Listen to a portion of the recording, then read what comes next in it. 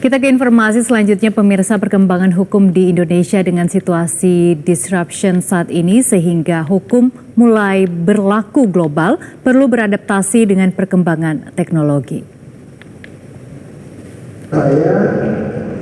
Pada sidang promosi Doktor Ilmu Hukum UTA 45 Jakarta, Promovendus Yusuf dengan orasi disertasinya berjudul Kedudukan Peradilan Etik dalam Sistem Ketatanegaraan Republik Indonesia di kampus UTA 45 Jakarta, oponen ahli Profesor Siti Nur Azizah Ma'ruf menyampaikan pentingnya menerapkan Pancasila secara inklusif dan berkeadilan.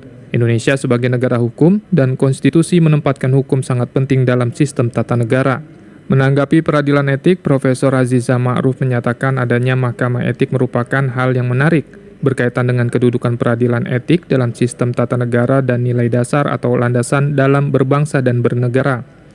Profesor Azizah Ma'ruf berharap pendidikan hukum di perguruan tinggi khususnya di Universitas 17 Agustus 1945 Jakarta bisa lebih berkembang.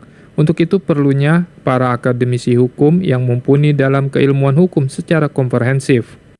Program-program hukum ya terutama di UTA 45 ini bisa menghadirkan satu program doktor yang adaptif dan kemudian menghasilkan lulusan-lulusan doktor yang tentu siap untuk memberikan kontribusi bagi dunia pendidikan, terutama pendidikan hukum dan juga bangsa dan negara. Ketua Program Ilmu Hukum Fakultas Hukum UTA 45 Jakarta, Rio Kristiawan berharap prodi hukum semakin berkembang dan melahirkan intelektual di bidang ilmu hukum sehingga memberi kontribusi, pemikiran dan riset yang berkualitas sehingga dapat menghasilkan profesor.